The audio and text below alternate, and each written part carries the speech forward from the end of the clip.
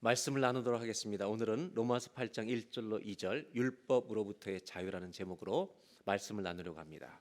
로마서 8장 1절 2절 말씀을 봉독해 드리도록 하겠습니다.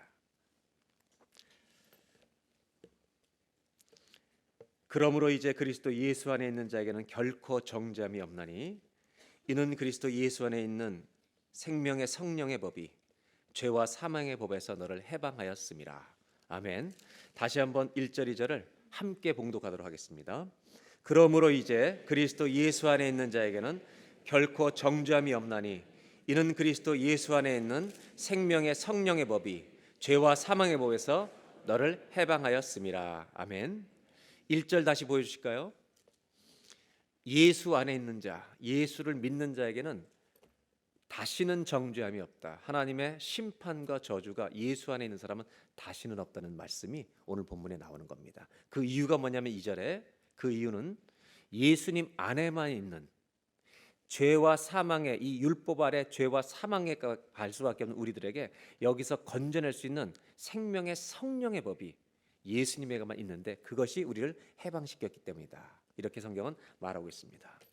오늘 설교는 지난번에 말씀을 다윗을 하면서 드려온 대로 목적을 가지고 하는 설교입니다. 일부 예배 때 설교를 해보니까 50분이 딱 걸려요. 1시간을 줄여서 50분에 했습니다. 오늘 하면 이제 2, 3부에 혼돈이 굉장히 많이 교통이 체증이 일어날 텐데 저는 개의치 않고 할 것입니다. 왜냐하면 너무 중요한 이야기이기 때문입니다. 3부 예배가 조금 늦게 10분 늦게 된다 할지라도 여러분 10분 20분 하고 끝낼 거라고 생각도 하지 마시고 초롱초롱한 눈동자로 끝까지 들으시길 바랍니다. 오늘날 인터넷에 수많은 정보들이 홍수처럼 쏟아지고 있습니다. 모든 사람이 누구든지 무엇이나 들을 수 있는 자유가 있습니다. 그러나 제가 셀처치 신방을 다니면서 한 가지 중요한 질문이 셀리더들에게 많이 쏟아지고 있다는 것을 듣게 되었습니다. 많이는 않지만 적지 않게 쏟아지고 있다는 겁니다. 그것은 뭐냐면 구원을 받은 우리들이 죄를 지을 때 구원을 잃어버릴 수 있는가라는 질문을 셀리더들에게 여러분이 많이 하신다는 것을 들었습니다. 왜냐하면 이런 내용들이 가감없이 인터넷에 막 쏟아지고 있기 때문에 우리는 들을 수 있는 자유는 있지만 분별력이 없는 것이 문제이기 때문입니다. 그래서 교인들을 신방하다 보니까 너무 안타까운 것은 자기의 복음을 가지고 있다는 것입니다. 성경이 말하고 있는 복음이 아니라 자기 나름대로 듣고 해석한 정리를 통해서 자기 복음을 가지고 있는 경우가 있다는 겁니다. 저는 셀 리더들의 질문에 대해서 셀 리더들이 대답하기 어려운 신학적인 문제들이 있을 수 있기 때문에 담임 목사로서 셀 리더에 대답도 해줄 뿐만 아니라 우리 교회 교인들이 정확하고 성경적인 구원론 위에 믿음이 서 있기를 바라기 때문에 오늘 이 말씀을 나누는 것입니다. 기독교의 영적 유산이 무엇인가를 알고 신앙생활하는 건 너무나 중요합니다. 캐톨릭이 하는 천주교에서 기독교 모체에서 우리 개신교가 프로테스탄트가 나올 때 가장 중요한 이슈가 구원의 문제였습니다. 그 구원은 행위로 받을 수 없다. 구원은 오직 믿음으로만 받는 줄로 믿습니다. 이것이 천주교에서 개신교가 나오는 가장 결정적인 사건이었습니다. 바로 그 오직 믿음으로만 받는 이 구원에 대해서 우리 기독교는 절대로 양보할 수가 없는 것입니다. 그러나 최근에 기독교 안에서 이미 이단 시비를 받고 있는 어떤 분이 그런 책을 몇 년 전에 오래전에 써서 한번 파문을 일으켰는데 제가 그 책에 대해서 읽어달라고 기독서집에 부탁받았을 때 저는 챕터 1을 읽을 수가 없었어요. 왜냐하면 신학적으로 너무 많은 문제를 담고 있었기 때문에. 그리고 이러한 사상들이 이제는 이단적인 요소가 아니라 교회 안에서 너무나 자연스럽게 이야기되고 있는 이유가 무엇일까? 저는 교회 안에 있는 사람들, 신앙생활을 잘하려고 하는 사람들 안에서 이런 얘기가 나오는 그런 분들을 전혀 공격할 의사가 없다는 걸 여러분들 이해하시기 바랍니다. 그분들을 공격해서는 안 됩니다. 왜냐하면 그분들이 그렇게 말하는 이유는 믿음 생활을 잘해보고 싶어서 하는 얘기이기 때문입니다. 그 동기가 너무나도 깨끗하기 때문에 그분들을 공격하지 말자는 것입니다. 그러나 신학을 똑바로 기독교의 구원론이 어떤 것인지 똑바로 알면 성경 전체의 흐름 속에서 구원이 뭔가를 이해한다면 그런 것들을 우리가 쉽게 정리해낼 수 있다는 것을 우리는 또한 알기 때문에 이 설명을 드리는 것입니다.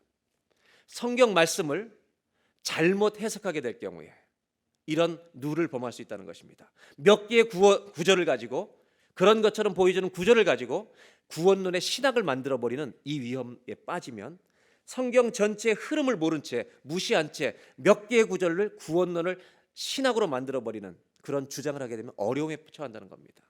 예를 들면 바울이 이런 얘기를 했죠. 내가 복음을 전한 후에 내가 버림을 받을까 봐 두렵다. 목사님 보십시오. 바울도 이렇게 얘기하지 않았습니까? 버림받을까 두렵다. 구원을 잃어버릴 수 있다고 얘기했습니다. 여러분, 바울은 절대로 그런 사람이 아닙니다. 무엇이 우리를 그리스도의 사랑에서 끊으리요? 로마서 8장에서 갈라디아에서 오직 믿음으로 한 번 받은 구원은 아무도 빼앗아갈 수 없는 하나님의 능력으로 붙들어준 구원이다. 이것을 철저하게 믿고 있는 사람이 사도 바울입니다. 바울이 했던 얘기는 구원론의 신학을 얘기한 것이 아니라 내가 이렇게 믿다가 영으로 시작해서 육으로 마치는 어리석음을 범하지 마라. 더 성화되는, 더 거룩해지고 싶은 소원을 그렇게 표현한 것이지, 그런 것들을 구원론의 신학으로 바로 갖다 놓으면 우리는 잘못된 해석을 성경을 하게 된 누를 자주 범하게 된다는 것입니다. 사도 바울은 구원이 확신이 없어서 그런 말 한 것이 아니라는 겁니다. 예를 들면 성경에 이런 말씀들이 있습니다. 마태복음 5장 27절 28절을 다 같이 한번 보겠습니다. 다 같이 봉독합니다.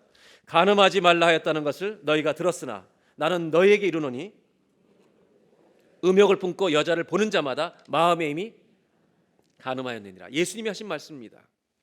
이 세상에서는 간음죄를 지은 사람들에게 법적인 처벌을 가합니다. 그러나 하나님의 율법, 하나님의 성품이 담겨 있는 하나님의 율법은 뭐라고 말하느냐면 간음죄를 몸으로 지은 사람이나 간음을 생각한 사람이나 같다는 거예요, 다르다는 거예요? 똑같다는 것입니다. 하나님의 율법 앞에서는 죄 없다고 할 자가 아무도 없다는 것입니다. 여러분 동의하십니까? 옆에 분하고 인사하겠습니다. 간음한 분들입니다. 몸으로 지었다고 간음한 게 아니라는 거예요. 하나님의 법은 무슨 얘기예요? 우리에게 소망이 없다는 거예요. 우리의 행위에 소망이 없다는 거예요. 마태복음 5장 29절을 보겠습니다. 우리는 이런 말씀들을 어떻게 해석해야 되는지 읽으면서 다 알아요. 무서운 말씀입니다. 한번 다 같이 읽습니다. 시작. 내 오른눈이 너로 하여금 죄를 짓게 하거든 빼서 내버려라. 신체 한 부분을 잃는 것이 온몸이 지옥에 던져지는 것보다 낫다. 눈이 죄를 지면 어떻게 하라고요? 빼버리라는 거예요. 그 죄 가지고는 천국 못 들어온다. 두 눈 가지고 지옥 가는 것보다 눈 빼고 천국 오는 게 낫다. 한 절을 더 볼까요? 30절. 네 오른손이 너로 하여금 죄를 짓게 하거든 찍어서 버려라. 이 손이 죄를 지면 찍어버려라. 이 신체를 잃고 천국에 오는 것이 멀쩡한 두 몸 다 가지고 두 팔 다 가지고 지옥 가는 것보다 낫다. 그럼 이 말씀의 의미가 여러분 어떻게 생각하세요? 이 말씀 읽는 사람은 다 해석할 수 있는 능력이 있죠. 우리 이성으로 다 해석할 수 있죠. 그러면 눈 뽑고 팔 자르고 다리 자르고 천국을 오란 얘기예요? 솔직히 말해보면 우리의 쟁 걸 다 잘라버리면 남은 게 뭐가 있어요? 있어요, 없어요? 여러분 갈 게 없는 거예요, 천국에. 이 성경이 말하는 것은 얼마나 거룩한 것이 중요한가라고 하는 것을 말씀하시는 거예요. 천국에는 죄가 들어갈 수 없는 곳이에요. 죄의 문제가 해결 안 되면 갈 수가 없는 거예요. 하나님은 이만큼, 예수님이 하신 말씀에 이만큼 거룩함을 소중하게 여기신다는 거예요. 또 한 가지는 이 말씀은 내가 행위로 천국 갈 수 있다는 거예요, 없다는 거예요? 소망이 없는 자예요, 우리는. 이걸 알라는 거예요. 여러분 행위로 말하자면 우리의 행위에는 1%도 구원의 소망이 없다는 것을 확신하시기 바랍니다. 이걸 아는 자만이 구원을 받을 수가 있습니다. 저는 오늘 말씀을 위해서 두 가지의 질문에서 시작하려고 합니다. 첫 번째 질문은 이것입니다. 제가 오늘 설교하는 목적 자체가 구원을 잃어버릴 수 있다고 하는 이러한 생각으로부터 성경적인 구원이라고 하는 것을 정립하는 데 있다는 것을 염두에 두시기 바랍니다. 첫 번째 질문은 뭐냐면 하나님은 우리에게 구원을 주고 싶어 하시는 분인가 안 주고 싶어 하시는 분인가라고 하는 질문입니다. 여러분이 대답해 보세요. 하나님은 구원을 주고 싶어 하시는 분이에요? 어떻게 하든 안 주려고 하시는 분이에요? 그걸 어떻게 하세요, 여러분? 성경을 읽어보면 주님의 성품이 그렇잖아요. 그래서 예수님을 보내주셨잖아요. 하나님이 사람의 몸을 입고 죽어주신 거 아니에요? 우리의 근본적인 구원론의 출발은 어디서 시작돼야 되느냐? 우리에게 구원을 주고 싶어 하시는 분이라는 거예요. 뺏고 싶어 하시는 분이 아니에요. 그러면 여러분, 죄인들이 받을 수 있는 구원을 주셔야만 그것이 구원인 거예요. 두 번째 질문이 이것입니다. 우리에게 왜 구원이 필요한가? 우리에게 왜 구원이 필요한 걸 알지 못하면 구원 받을 수 없습니다. 절대로. 오늘 저는 설교의 첫 번째 테마를 여기서 시작하는 겁니다. 왜 우리에게 구원이 필요한가? 물에 빠져 죽어가는 사람만이 자기가 살아야 된다는 것을 아는 거죠. 소리치는 거죠. 여러분, 기독교에서 말하는 구원은 그냥 살고 있는 사람들한테 오는 게 아니죠. 내가 죽을 자라는 걸 깨닫고 하나님의 심판과 저주 아래 있다는 걸 깨닫고, 그리고 그 구원자 되신 예수님에게 나오는 사람에게만 그 구원은 선물로 은혜로 주어지는 줄로 믿습니다. 구원은 내가 구원이 필요한 자라는 걸 인정하는 사람만이 받을 수 있는 거예요. 그렇다면 이거를 이해하셔야죠. 내가 구원이 필요한 자라는 걸 깨닫게 하는 것이 뭐냐? 바로 그것이 하나님의 율법이라는 것입니다. 우리 이 땅에 태어나는 순간 모든 사람이 선택할 수 없는 법칙 속에 태어나요. 내가 선택할 수 없는 진리와 법칙들이 이미 이 땅에 다 존재해요. 한 남자와 한 여자가 만나서 결혼해야만 새 생명이 태어나는 거예요. 옛날에는 원숭이들이 사람 됐다는 얘기들도 많이 하시더라고요. 교과서에도 나오고. 근데 요즘은 안 일어나요, 그런 일이. 왜 안 일어나는지 모르겠어요, 저는. 우리의 책임이 아니에요. 우리가 잘못한 거 아니에요, 여러분. 주님만이 아시는 일이죠. 봄, 여름, 가을, 겨울, 이 법칙은 안 바뀌어요. 우리가 받아들여야 돼요. 중력의 법칙, 모든 물건은 아무리 가벼워도 다 떨어져요. 이거 하나 안 믿으면 죽는 거예요, 우리가. 오늘 여러분들이 그냥 중력의 법칙을 안 믿고 여기 결정하고 나가보세요. 그냥 나는 오늘부터 중력의 법칙 안 믿어. 실험 한 가지만 해보면 되죠. 아파트 10층에서 슈퍼맨 그리고 떨어지면 되는 거예요. 그냥. 그럼 바로 어떻게 돼요? 즉사예요, 즉사. 내가 선택할 수 없는 법칙들이 존재해요. 똑같이 창조주 하나님 뭐라고 말씀하시냐? 우리는 태어나는 순간 하나님의 법 아래 태어나는 거예요. 이 법 아래. 법이라는 건 뭐냐? 내가 그 법을 지키느냐 안 지키느냐, 내가 죄인이 아니냐를 분별하는 기준이 법이에요. 고속도로에 최고속도 표지판이 딱 붙어 있다는 말은 내가 법을 어기고 있는지 안 어기고 있는지 알려주는 이 나침반과 같은 거예요. 근데 하나님의 율법에 딱 서보니까 우리는 죄투성이라는 걸 알게 되는 거죠. 왜? 간음을 하는 것도 죄인데 생각만 해도 죄라고 하니까. 거짓말 하는 것도 죄인데 거짓말 하고 싶은 마음만 먹어도 죄니까. 시기를 하는 것도 죄인데 시기하고 싶은 마음만 생각만 들어도 죄니까. 우리는 율법 앞에 나만 할 게 없다는 거예요. 그래서 신명기 27장에 뭐라고 말씀하고 있냐? 구약 성경은 사실은 율법을 가르치는 책이에요. 보겠습니다. 다 같이 읽습니다. 시작. 율법의 말씀을 실행하지 아니하는 자는 저주를 받을 것이라 할 것이요 모든 백성은 아멘 할지니. 여러분, 뭐라고 얘기했느냐? 우리에게 심판과 저주가 오는 가장 중요한 원인은 다른 것이 아니라 율법대로 살지 않기 때문에 저주가 오는 거예요. 이것이 구약의 결론이에요. 그래서 죄의 삭은 사망이다. 그 죄를 알게 해주는 게 뭐냐? 율법이라는 거예요. 하나님의 율법을 읽어보니까 세상에 다 걸리는 거예요, 내가. 또 한 가지, 하나님은 ceremonially, 예식적으로 저주라고 하는 말씀하신 게 있어요. 음식을 부정한 것 정한 것 나누시는 것처럼 하나님이 이건 부정하다, 이걸 먹으면 부정하다, 먹지 말라고 한 예전적으로 하신 말씀들이 있어요. 물론 이것도 복음을 설명하기 위한 것이긴 하지만 뭐가 또 저주냐? 이렇게 얘기했어요. 21장 22절에 사람이 만일 죽을 죄를 범함으로 내가 그를 죽여 나무 위에 달거. 사람을 나무 위에 달거든. 이 나무 위에 달린 것은 하나님은 저주로 여기신다는 거예요. 23절 그 시체를 나무 위에 밤새도록 두지 말고 그날의 장사여. 매달려서 죽은 사람은 바로 그날의 장사라는 거예요. 하나님 여호와께서 너에게 기업으로 주시는 땅을 더럽히지 말라. 하룻밤을 지내면 그 땅이 더러워져서 속죄의 제사를 드려야 되는 거예요. 그 다음에 다 같이 읽습니다. 나무에 달린 자는 하나님께 저주를 받았습니다. 어떤 사람을 저주받았다 그러신다고요? 나무에 달린 자. 그렇다면 사도 바울, 구약의 전문가였던 바울은 뭐라고 얘기하냐? 이 신명기 27장에 아까 읽었던 말씀, 율법대로 행하지 않는 자는 저주 아래 있다는 말을 그대로 인용해요. 왜냐하면 율법에 대해서 가장 잘 아는 사람 중에 하나였기 때문에. 갈라디아 3장을 보겠습니다. 무릇 율법 행위에 속한 자들은 저주 아래 있나니 기록된 바 누구든지 율법책에 기록된 대로 모든 일을 행하지 아니하는 자는 저주 아래 있는 자라. 즉 신명기 27장을 그대로 반복해요. 그럼 율법의 목적이 뭐냐? 3장 24절에 이렇게 말하죠. 다 같이 읽어볼까요? 이같이 율법이 우리를 그리스도께로 인도하는 초등교사가 돼.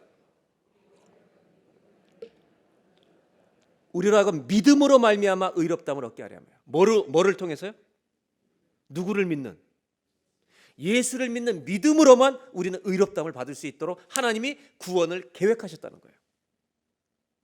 그럼 이 그리스도께서 어떤 일을 행하셨기 때문에 이렇게 우리가 의롭다함을 받고 구원을 얻는 것인가? 갈라디아 3장 13절에 구약을 정리하는 말씀을 바울이 딱 한 절로 표현하는 거예요. 다 같이 한번 읽겠습니다. 시작. 그리스도께서 우리를 위하여 저주를 받은 바 되사 율법의 저주에서 우리를 속량하셨으니 기록된 바 나무에 달린 자마다 저주 아래에 있는 자라 하였습니다. 왜 예수님이 하필이면 십자가 나무에 매달려서 죽게 하셨는가? 구약의 저주를 이루시기 위해서 그런 거예요. 저주 받은 자가 되신 거예요. 예수님이 돌아가실 때. 누구 때문에? 우리의 저주를 다 가져가시려고. 율법 때문에 심판과 저주를 받아야 될 우리 모든 사람들을 위해서 예수님이 뭐가 되셨냐? 저주가 되어버리신 거예요. 저주를 당하신 거예요. 그러므로 우리가 그 예수를 믿는 자마다 어떤 일이 있느냐? 로마서 8장 1절에 그리스도 예수 안에 있는 자에게는 결코 정죄와 저주가 절대로 이제는 없는 줄로 믿습니다. 여러분, 구원이라는 것은 뭐냐? 저주가 끊어지는 것이 구원이에요. 율법 때문에 오는 모든 저주가 나한테 끊어져 버리는 거예요. 이 구원이 성경이 말하는 구원이라는 것을 여러분 아멘 믿음으로 여러분 고백하시길 바랍니다. 예수를 믿은 자는 하나님의 저주와 심판과 진노는 와요 안 와요? 끊어진 줄로 확신하시길 바랍니다. 그 대신 잘못할 경우에 하나님은 저주를 주시는 게 아니라 자식들에게는 징계를 주신다는 것입니다. 그 이유가 뭐냐? 왜 저주에서 꺼냈느냐? 예수님이 저주가 되셨기 때문에, 우리의 받을 저주를 다 당하셨기 때문에. 나무 위에서 8장 2절 이걸 이렇게 표현합니다. 로마서에 그리스도 예수 안에 있는 생명의 성령의 법이 죄와 사망의 법에서 너를 해방하였습니다. 제가 좀 설명 좀 드릴게요. 우리 조 목사님 가운 입고 계시니까 좋네요. 나오세요.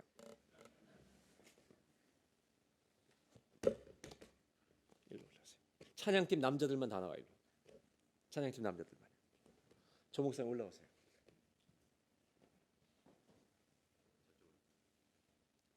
찬양팀 남자들만 와보세요. 더 우리 케빈하고 우리 네 명. 여기 서 보세요. 집사님이 제일 밑에 가서요. 키가 크니까 제일 밑에. 올라와 일렬로. 저 있는 데로 오세요. 다. 저를 보고 일렬로 오세요. 일렬로. 일렬 종대. 내려가고. 횡대가 아니라 종대. 군대 안 갔다 왔구나. 일로. 위로 올라와요. 케빈도 다 오케이. Yeah, please come over here. 이 친구들은 한국말 못 알아듣는데 이렇게 우리 예배. 앞으로 더. Yeah, you first and you second. Come over here. Yeah. Okay, 됐어.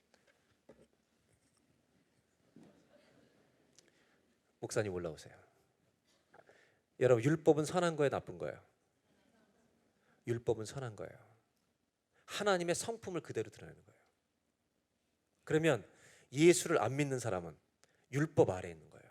그래서 우리는 율법을 보고 이 성경을 읽는 순간 우리가 하나님의 진노와 정죄와 심판을 받는다는 걸 분명히 하는 거예요. 황 권사님 몇 살 때 예수 믿었어요? 됐어. 윤 집사님 몇 살 때 예수 믿었어요? 모태신앙이죠? 몇 살 때? 뱃속에 일로 나와봐요. 빨리 나와. 괜찮아요?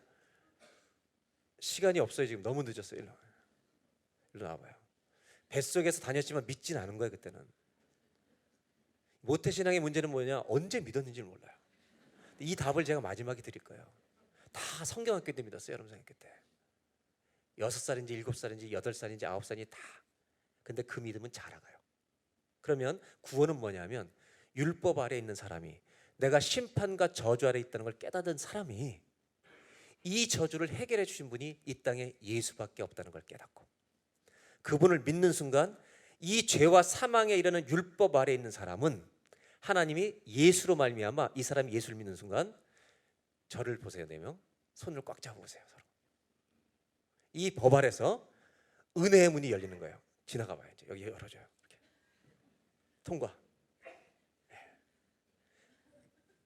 저쪽으로 건너가 버린 거예요. 이거를 뭐라 하냐면 생명의 성령의 법이 예수님이 이 사람을 죄와 사망의 법에서 해방시켜서 일로 옮겨놓은 것이 구원인 줄로 믿습니다. 옮겨놓은 거예요. 그런데 문제는 뭐냐 하면 올라와야 괜찮아요. 저쪽을 보세요. 보세요. 구원받은 사람이 죄를 짓고 나서 어떤 생각을 하냐면 자기가 구원을 잃어버릴 수 있다고 생각하는 것은 자기를 은혜 아래에 있다는 사실을 잃어버리고 문 열어봐요. 여기 손 좀 놔봐요. 지나가봐요. 자기가 율법 아래에 있는 자리로 돌아가 버리는 거예요. 그런데 이런 일은 절대로 일어나지 않아요. 왜냐하면 다시 와봐요.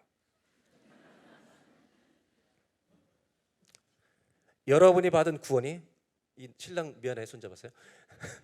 여러분이 받은 구원이 만약에 받았다가 죄지면 잃어버리고, 그럼 또 예수 믿어야 돼? 또 예수를 믿어야 돼요? 이전의 믿음은 뭐예요, 여러분? 우리를 구원해 줄 때 30% 구원해줘요? 50% 구원해줘요? 100%를 구원해줘요? 왜 그렇게 안 믿어요?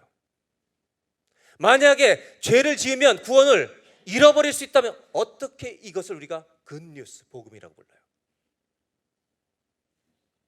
절대 그건 굿뉴스가 아니라 배드뉴스예요.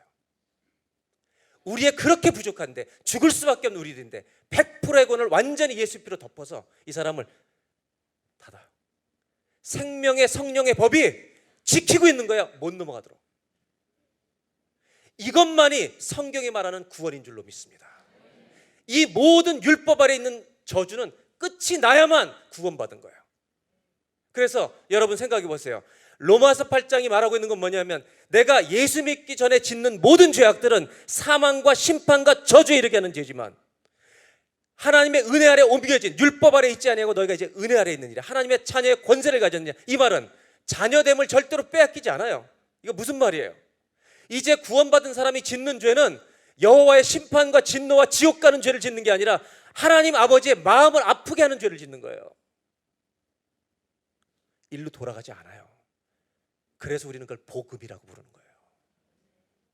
아멘이죠?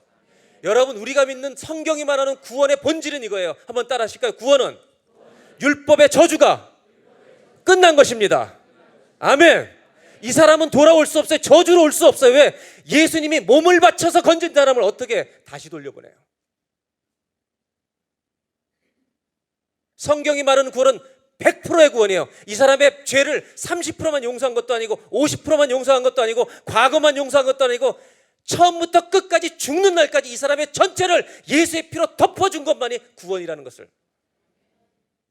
이것이 성경이 말하는 구원이라는 것을 여러분 다 성경의 말씀 위에 서서 이 구원을 붙드셔야 평생 구원의 감격이 있지. 이 구원을 여러분 누리고 사는 저와 여러분이 되시길 바랍니다.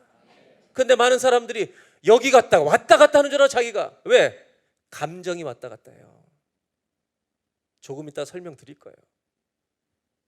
수많은 사람들이 성경의 구원이 뭔지를 말씀에 의지하지 못하고 자기 생각으로 구원을 이해하는 거예요.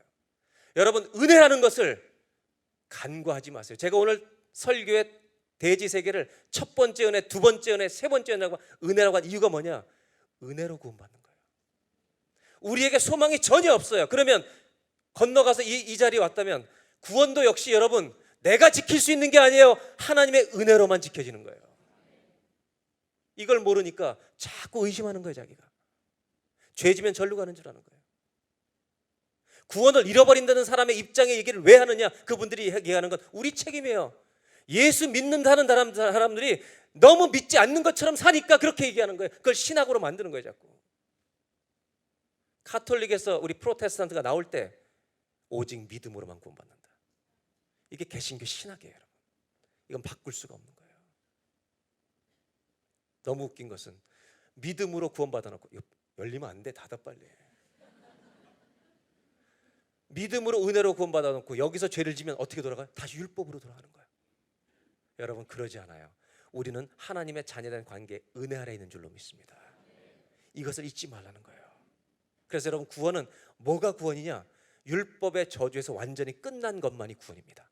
그래서 발락의 돈을 받고 이스라엘 백성을 저주하러 가잖아요. 저주하려고 할 때 하나님이 신명기에 못하게 하잖아요. 민수기에 못하게 하잖아요. 왜? 내 백성은 저주받을 민족이 아니기 때문에 축복이 나오게 하는 거예요, 여러분. 세상 사람이 여러분을 다 저주해도 예수 믿는 사람은 저주 안 받아요. 왜? 예수의 피 때문에. 예수 피로, 그의 의로 우리가 덮여있기 때문에.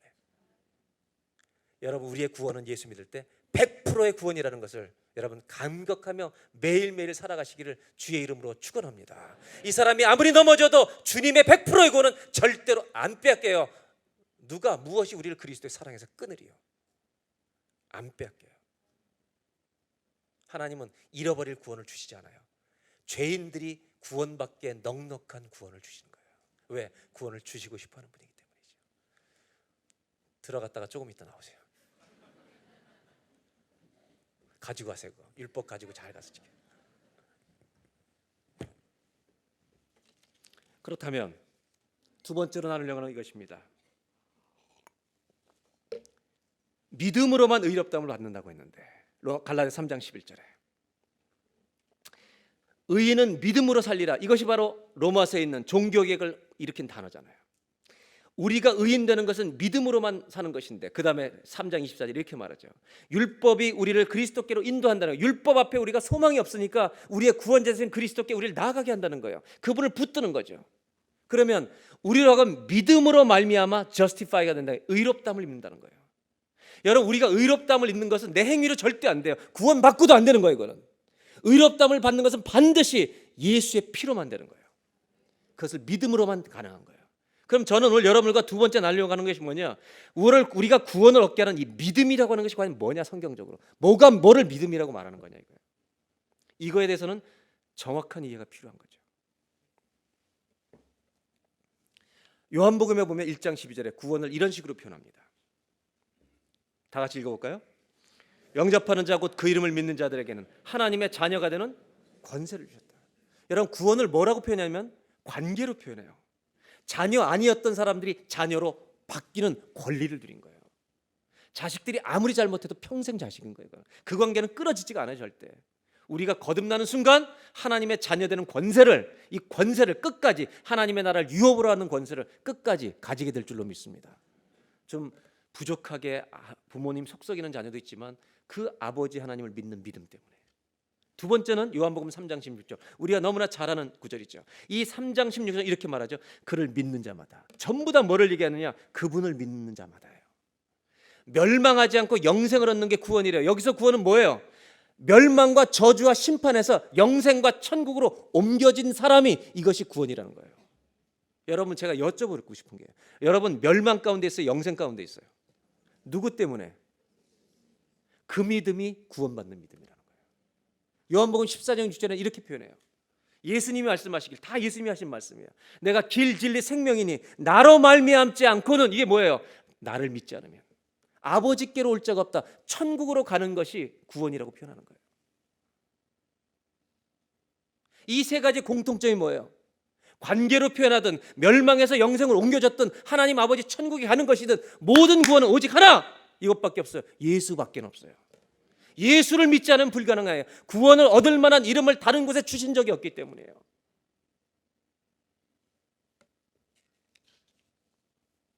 저는 그래서 믿음을 이렇게 설명할 수 있다고 생각해요.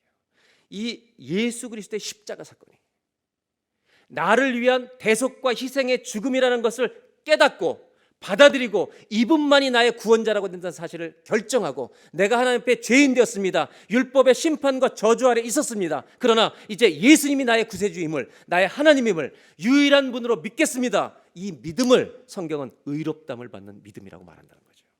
그럼 이 믿음 앞에 사람들은 여러 종류의 사람으로 나눠져요. 제가 또 설명드릴게요.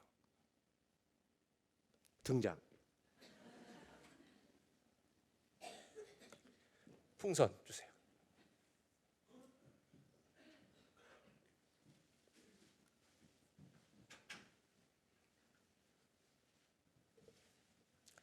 다 가져와야 돼요. 예, 아까처럼 어디 갔어? 헤이, 아까처럼 서주세요. 예. 윤 집사님, 빨간색.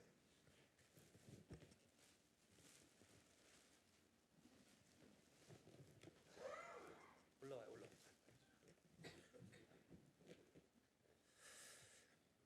몇 살 때 예수 믿었는지 모르죠. 첫 번째 모태신앙들 잘 들어요. 뱃속에서 예수 믿은 거 아니에요. 교회만 다닌 거지. 믿음은 누구를 믿어야 믿음이에요. 우리 드럼 집사님 나오세요. 하얀 거 노란 거 줘봐요.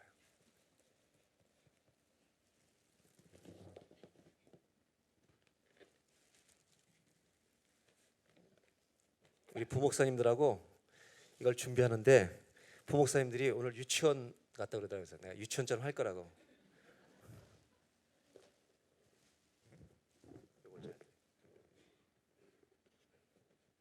이거 있으면 이거 잃어버리면 큰일 나는 거예요. 파란 거 줘봐요. 여러 종류의 풍선이 있는데 무슨 색깔을 믿음으로 얘기할래요, 여러분?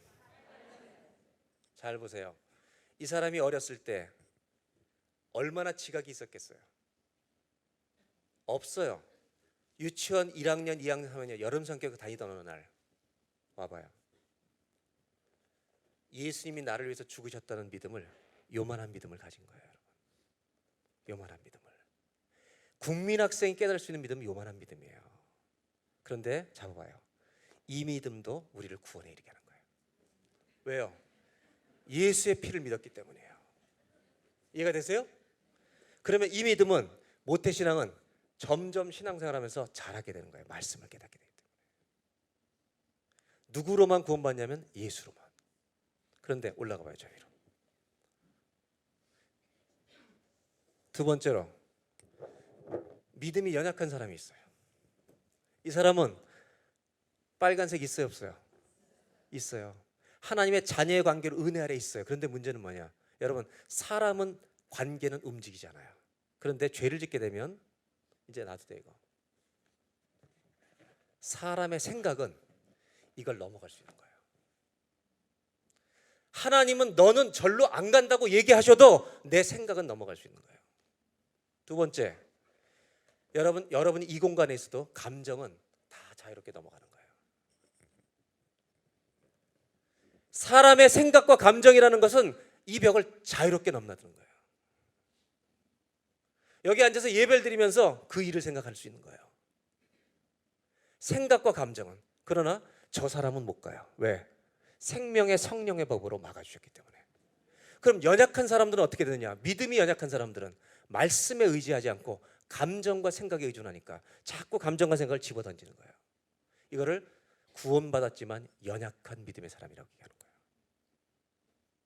그럼 제 얘기를 해볼게요. 저도 모태신앙이지만 복음을 깨달았어요. 일로 줘봐요. 저는 구원받고 있어요. 확신을 갖고 있어요.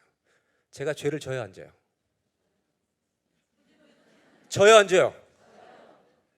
뭐 이렇게 소리까지 쳐요? 여기서 만약에 여러분들이 저 죄 안 짓는다 그러면 이단되는 거예요. 저 죄를 져요. 그렇죠? 그럼 제가 제 감정과 제 생각을 구원 못 받았다고 던지겠어요? 안 던지겠어요? 왜 안 던질까요? 나는 그 감정과 생각을 예수의 이름으로 물리치죠. 왜? 나는 말씀 위에 있기 때문에. 하나님 말씀에 있기 때문에. 내 감정은 사단이 나를 넘어뜨리려고 아무리 해도 안 가요, 나는. 왜? 난 말씀에 의지하기 때문에. 사탄도 알아요, 여러분. 뭘 아는지 아세요? 한번 거듭난 자녀들은 지옥으로 못 데려가는 걸 사탄도 알아요. 그래서 사탄의 목적은 뭐냐? 사단의 전략은 뭐냐? 우리를 지옥으로 데려가지 못하는 걸 자기들도 알기 때문에 사단의 전략은 예수 믿는 사람답지 못하게 사는 거예요. 만드는 거예요. 정죄감을 자꾸 주는 거죠. 성숙한 사람은 안 움직여요. 어떻게 죄를 졌을 때 감정과 생각이 자꾸 넘어뜨릴 때 바로 어떻게 하냐? 아버지 앞에서 고백해버리는 거예요. 고백해야만 여러분들 관계가, 교제가 회복되는 거예요. 하나님과 구원의 감격이 회복되는 거예요. 아멘입니까? 잘 자라야 돼요, 믿음이. 세 번째, 어떤 사람이냐? 자연인이 있어요. 진짜 예수를 모르는 사람이 여기 있는 거예요. 그 사람들은 반드시 율법의 저주 아래서 심판받기는 길이 없어요. 그 다음에 구원을 잃어버릴 수 있다고 생각하는 사람들은 어리다, 성숙하다라고 얘기하고 싶지 않아요. 그분들은 세상 사람들 앞에 정말 잘 믿는 사람으로 보이고 싶은 열망 때문에 그것을 신학으로 만들어버린 것뿐이에요. 나 기독교 신학은 안 되는 거예요. 생명의 성령의 법이 구원했기 때문에 불가능한 거예요. 그럼 제일 위험한 사람이 어떤 사람이냐? 교회를 다녀요. 교회를 다닌다고요. 예수를 안 믿어. 예수는 들었어요. 그래서 중세 종교개혁이 끝난 다음에 청교도 시대 17, 18세기 이제 지나면서 가장 많은 사람들에게 청교들이 설교했던 게 뭐냐면 유사 그리스도인을 주의하라는 거예요. Almost Christian.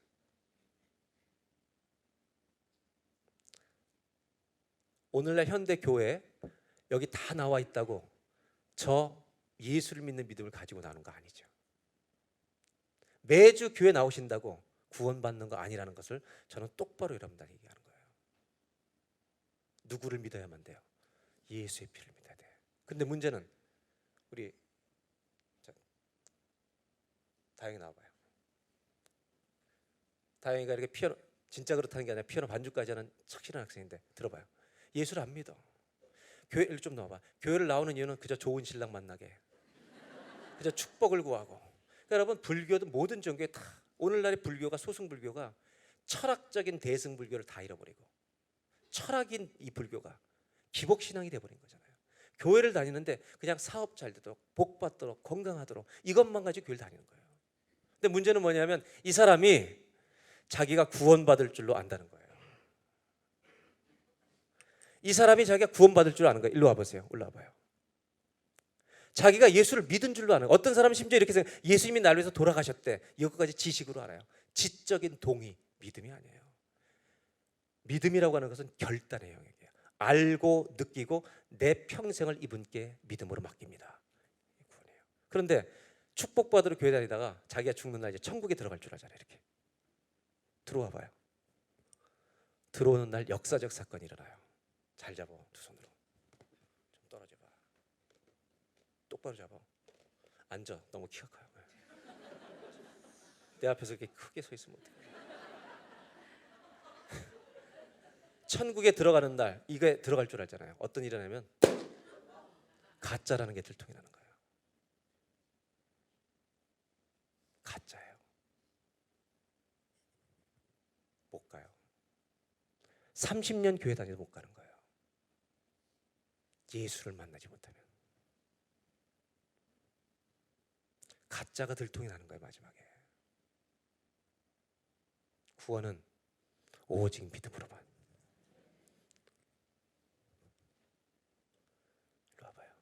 높이 들어봐요. 작아도 괜찮아요. 작아도 괜찮아요. 10살이어도 괜찮아요.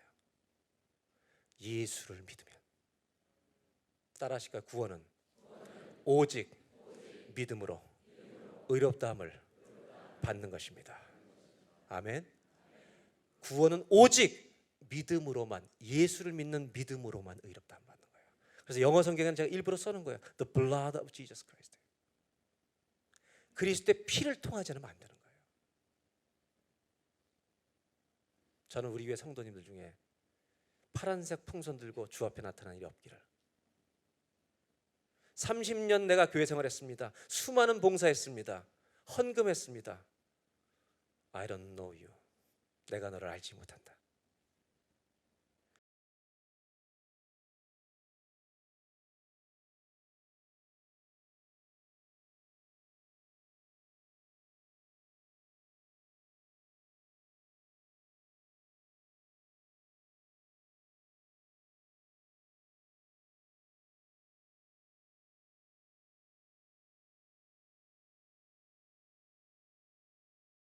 이런 비극 앞에 서는 사람이 한 명도 없기를 주의 이름으로 기원합니다.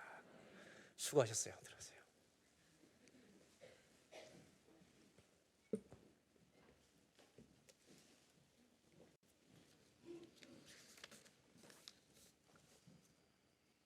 주차팀 고생하세요. 오늘 설교가 늦게 끝나니까 이제 마지막으로 정리하겠습니다.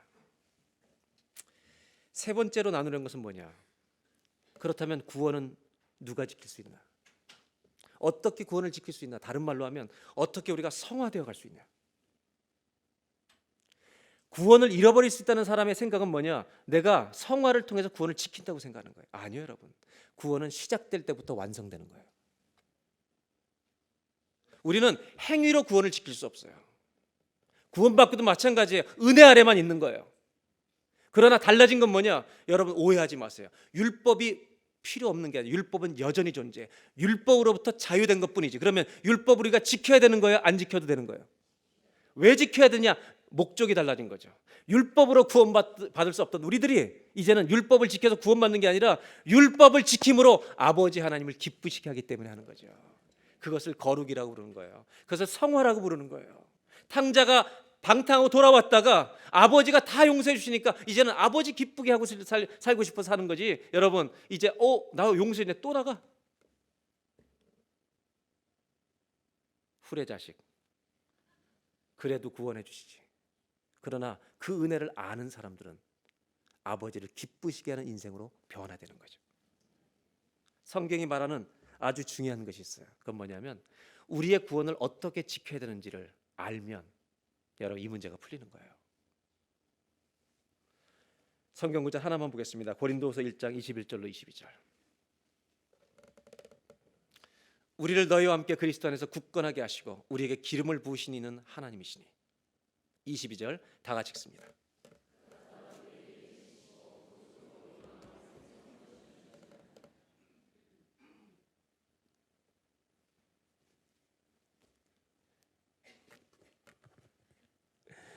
나랑 서야 어울려. 이거.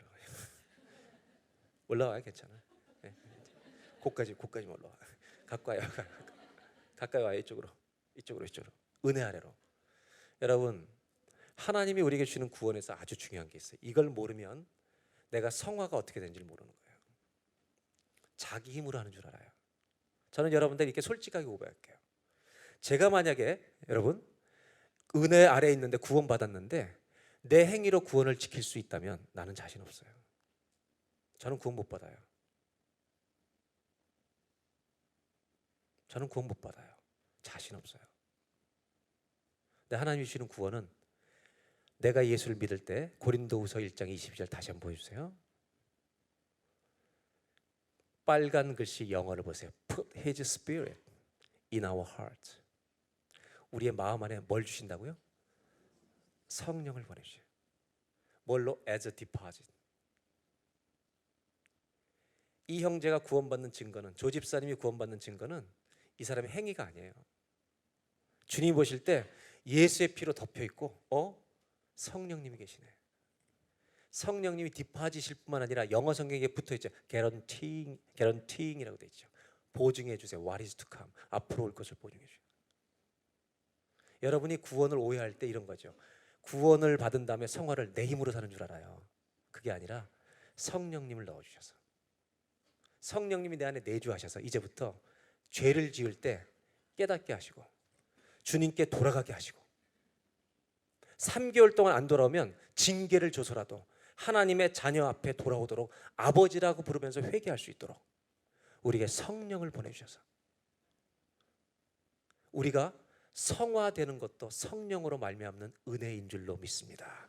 내가 용을 써서 성화되는 게 아니라 우리는 노력하죠. 자녀이기 때문에 은혜 감격 때문에 노력하지만 내가 넘어질 때마다 성령께서 역사하셔서 이 말은 성령님이 계시지 않는 구원은 없다는 거예요. 구원은 누구와 같이 시작하는 거냐면 성령님과 함께 동행하는 삶이 시작되는 것이 구원인 줄로 믿습니다. 그래서 마지막으로 나누고 싶은 건 이겁니다. 따라 하실까요? 구원은 성령님이 우리 안에서 일하시는 겁니다. 공으로 표현해서 너무 죄송하지만 이 조 집사님 안에 성령님이 시작되신 거예요. 그 역사가. 그래서 이 형제가 아무리 준수하게 생겼어도 힘들고 어렵고 아내를 힘들게 할 때마다 성령님이 계속해서 조 집사 네가 집사냐? 우리 같으면 이렇게 얘기해버려. 근데 성령님은 말할 수 없는 탄식으로 그냥 우시는 거예요. 내 영이 살아있기 때문에 성령을 아는 거예요. 사랑하는 여러분, 우리를 거룩해 하시는 분은 내가 아니에요. 성령이신 줄로 믿습니다. 이 성령님이 우리 안에 계시기 때문에 우리로 하여금 율법을 무시하고 사는 자가 아니라 율법에서 벗어났다고 마음대로 죄 짓고 천국 간다고 이렇게 떠드는 자가 아니라 율법 폐기론자가 아니라 그 율법을 이제는 내가 자원하는 심령으로 아버지를 기쁘시게 하기 위해서 주님의 선한 열매를 맺으며 사는 이런 사람으로 변화시켜 주시는 분이 내 안에 계신 성령님. 나의 이 아름다운 주님을 기쁘시게 하는 마음과 성령의 역사가 만날 때 그 사람에게 주님을 닮아가는 성화의 열매가 맺혀진다는 것. 이것이 기독교 구원론의 복음이죠. 이것이 성경이 말하는 거죠. 저는 구원을 잃어버릴 수 있다는 사람들과 논쟁을 벌일 생각은 없어요. 왜냐하면 그들이 주님을 사랑하려고 하는 거기 때문에. 이 설교가 나갔을 때 그런 생각을 신학을 가진 사람들이 저와 논쟁을 벌일 때 저는 논쟁에 소모하지 않을 거예요. 왜? 저는 예수 믿는 게 더 기쁘기 때문에. 예수님을 전하는 일에 시간을 쓰지 논쟁에는 소모하지 않을 거예요. 다만 우리 교회 성도님들이 개신교라고 하는 우리 캐톨릭에서 하는 개신교의 이 신학이 이러한 구원론에 있다는 것을 분명히 서시고 내가 받은 구원은 아무도 빼앗아갈 수 없느니라. 이 놀라운 특권 안에 있다는 걸 누리면서 날마다 주님 닮아가는 성령님과 함께 성화되어가는 이러한 그리스도인 되어주시기를 주의 이름으로 축원합니다. 저는 그래서 찬송가 중에 410장 이전에 부른 이전에 찬송 있잖아요. 가져가요. 네. 애기 줘요. 3부 예배 때 써야 되니까 네. 끝난 다음에 가져가요. 찬송가 410장에 이런 찬송 가사가 있죠. 아 하나님의 은혜로 1절만 보여주실래요?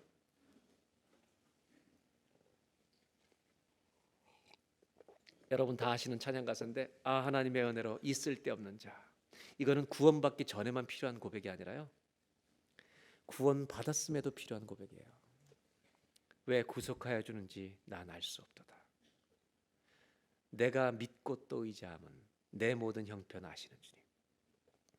천국 가는 날까지 늘 보여줄 것을 나는 확실히 아네. 저는 그 은혜의 크기 때문에 우리가 거룩해질 수 있다고 생각해요. 우리를 거룩해 하시는 이렇게 죄인인데도 사랑해 주는 은혜. 그 은혜 때문에 우리가 주님을 닮아갈 수 있는 용기가 생기고 은혜가 부어지는 거예요. 저는 마지막으로 부탁드리고 싶은 이겁니다. 하나님의 은혜의 크기를 너무 가볍게 여기지 말라는 것입니다. 하나님의 은혜는 우리를 끝까지 구원해내시는 은혜인 줄로 믿습니다. 기도하겠습니다.